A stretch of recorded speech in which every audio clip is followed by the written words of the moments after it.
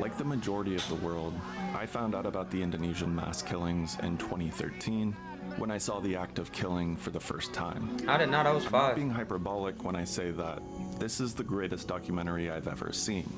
Not only because it exposed a genocide, but because of the way it did it. Oh shit. Oh my god.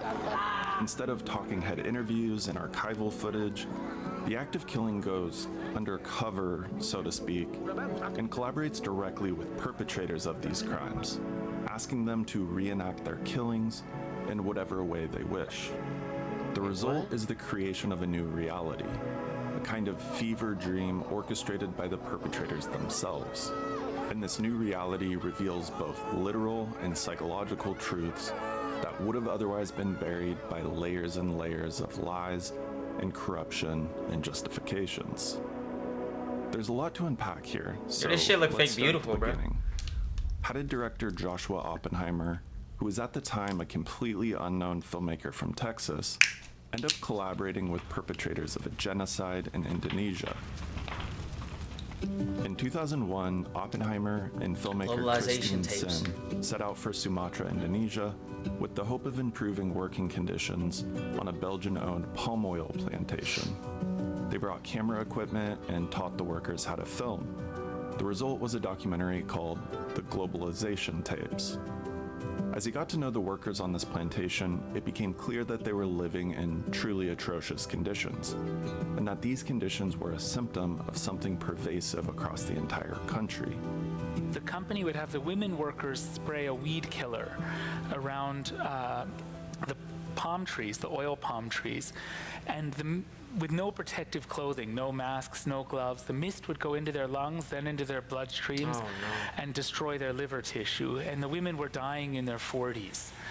And when they would complain to the company petitioning for protective clothing, the company would hire thugs from a movement called Pancasila Youth that had in fact been involved with the killings in 1965. They'd hire thugs to threaten and sometimes attack the women. And the women were easily intimidated, easily threatened, because their parents and grandparents had been in a union until 1965, had been accused of being communist sympathizers simply because they were in a union and had been killed. They were afraid this could happen again. The Rubber Workers Union was communist-run, so after the coup, many of them were killed or imprisoned. Some of the survivors, you see them here, still work the rubber, but this time as prisoners and at gunpoint. The different islands deal with the communist survivors in various ways. In some camps, they are starved to death or released periodically to be killed by the local citizens. Ted Yates, NBC News, reporting. Kenapa, Pak? Keturunan dan juga keluarga PKI yang dibunuh tidak pernah melakukan balas dendam, Pak? Sampai saat sekarang, mereka bukan tidak mau membalas dendam.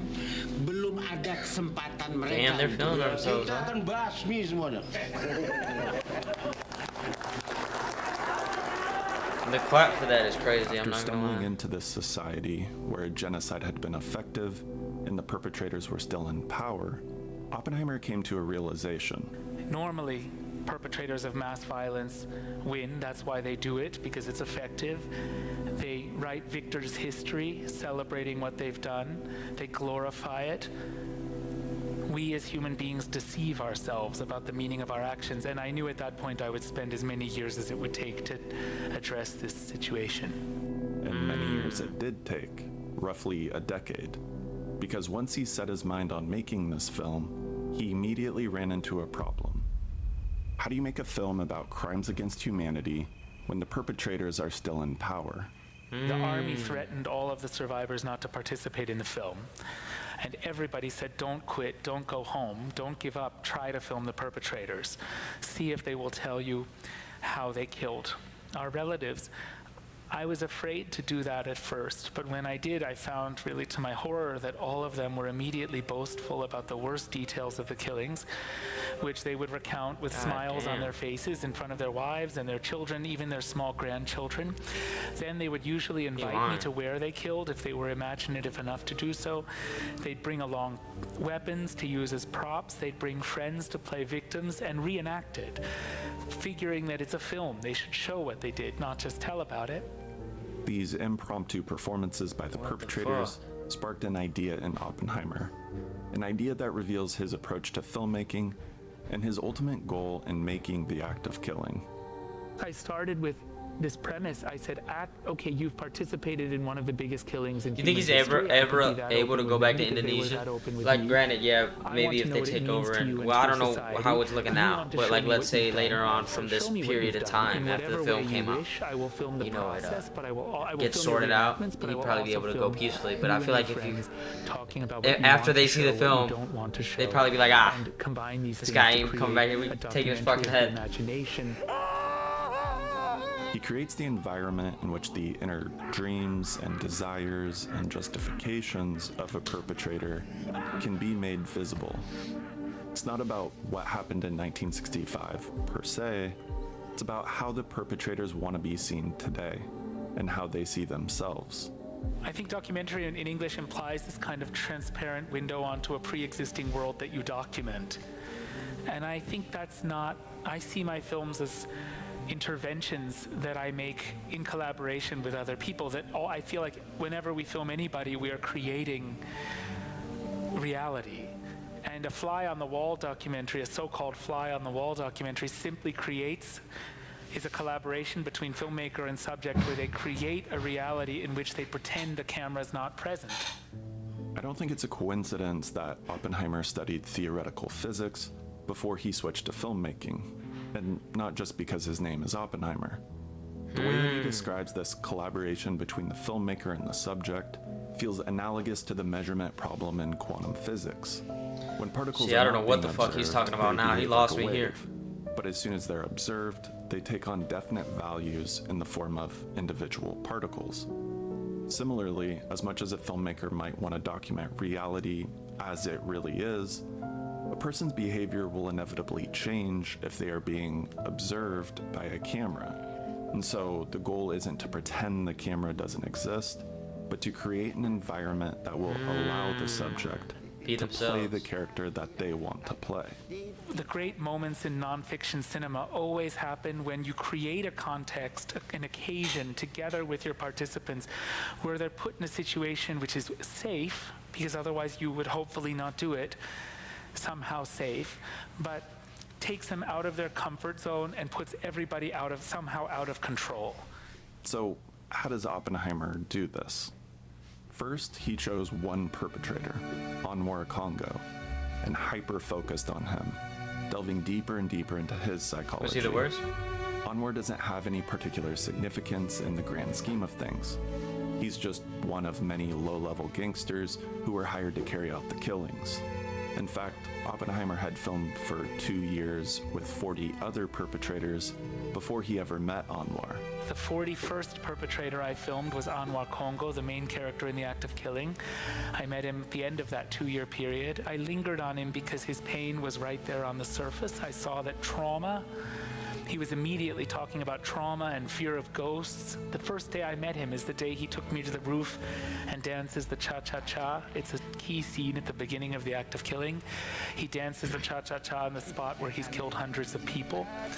And yet he says he does so in order to dispel, to banish the pain that he's just felt by talking about what he did. He says, if I talk about this, it'll make me crazy. So to forget all this, I've been going out drinking, taking drugs, dancing, look, I'll show you. And that was the first time I realized that the boasting isn't a sign of pride, but something else, something defensive, a desperate attempt to convince oneself that what one did was right and justified. Oppenheimer kept filming with Anwar for the next 5 years, encouraging him to continue reenacting the killings in whatever way he wished. And most importantly, he would show the footage back to Anwar. It was a very simple method. We would shoot one scene, I would screen it back for Anwar. He would respond emotionally and then propose the next scene in response to the previous scenes. The result is a nightmarish journey into the psyche of someone who has killed hundreds and possibly thousands of people in grotesque and painful ways. But instead of portraying Anwar So as would a they just bring monster, him? They like he kidnap people, bring it to becomes him, and he would humanized. finish up the job. And the film as a whole seems to argue the case that any human, given the right circumstances, is capable of committing horrible acts of evil, and that in order to commit these acts, one must find a way to justify them to oneself. Anwar's friend and fellow executioner, Adi, says it best. Sekarang misalnya bahwa kasih mati orang itu kan perbuatan salah yang paling berat sebetulnya. Tapi bagaimana kita membuat cara supaya kita tidak merasa berbuat salah. Kita mesti meyakini satu alasan yang tepat. Jadi misalnya sekarang After the killings, the Indonesian government created a propaganda film depicting communists as bloodthirsty and evil, and required all students, from first grade to adults, to watch it once a year. Anwar cites this film as one of the justifications that helped him live with his crimes. Nah, tentunya saya ingin tahu pendapat Bapak mengenai film Pengkhianatan G30 SPKI yang terkenal di Damn, you seluruh fucking Indonesia. knew the native Kalau language? saya itulah satu film itu salah satu yang menghilangkan rasa takut buat saya. But in reality, he was the one who was violent, not his victims. And only a little prodding causes this justification to collapse. kalau kau begitu ya. Iya. Kalau aku ada koreksi-koreksi. Kenapa begini gitu. PKI kalau udah kalah jahanam lah dia. Betul. Kan begitu. Nah, jadinya semua lah disetel lagu genjer-genjer. Karena Gerwaninya tarik telanjang ini segala macam. Itu yang kita pertanyakan. Apa memang begitu? As Anwar puts himself in the Damn. shoes of his victims and feels just a fraction of the fear and powerlessness that they felt, he becomes more and more desperate for a new justification, something to ease the guilt and allow him to sleep at night. nggak bisa diulangi. Nggak bisa dua kali. Nggak bisa. Apakah orang yang kusiksa dulu itu rasanya seperti aku begini? Nah, itulah dia. Tapi aku dapat merasakan ya perasaan mereka yang disiksa. Jelas, apa yang dirasakan orang yang disiksa Bang Noir jauh lebih buruk dari ini. Karena Bang Noir tahu ini hanya film. Mereka tahu bahwa mereka akan dibunuh. Tapi saya merasakan ya, benar-benar saya rasakan. Atau saya mungkin, saya itu apa dosa sama saya? Yeah, for sure. Banyak ya, manusia yang pernah saya begini gitu ya. Apakah ini kembali dia kepada saya? In response to these feelings of guilt and possibly a fear of some kind of karmic punishment, he films a completely absurd scene where, in the afterlife, his victims give him a medal and thank him for killing them because they were sent to heaven. Once he was no longer able to dehumanize them, he needed to find another justification for what he had done, no matter how absurd and illogical.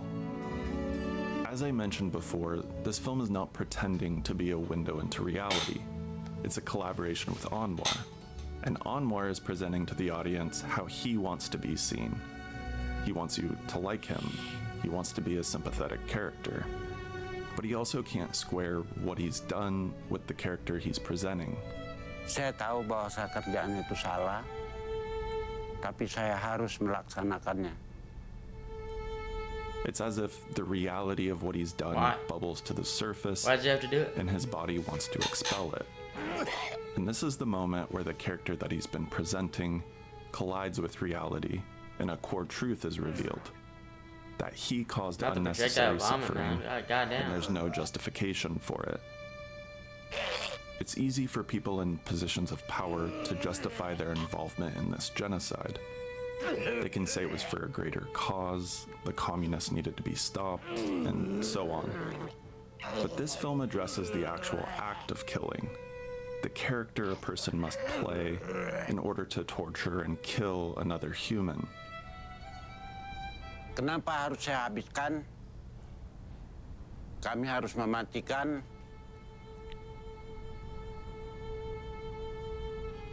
Hati nurani saya yang mengatakan harus dihabiskan.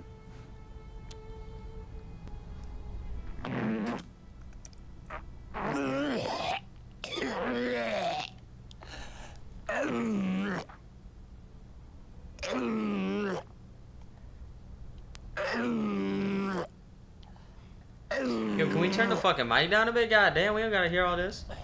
That was a good fucking video, man. Damn, bro. Hold up, bro. That was a good video. I can't really relate to it. I was sleepy during it. Zoned out a little bit. I mean, shit, it's fucked up. But I can't, like, bro, I couldn't imagine doing that or having that done to me. You know, I'm from the U.S. Been here my whole life. Never really had anything close to that. It'd be nice if the fucking companies would just give them the protective gear they needed. You know, it seems fucking crazy that you'd rather send somebody out there to kill them.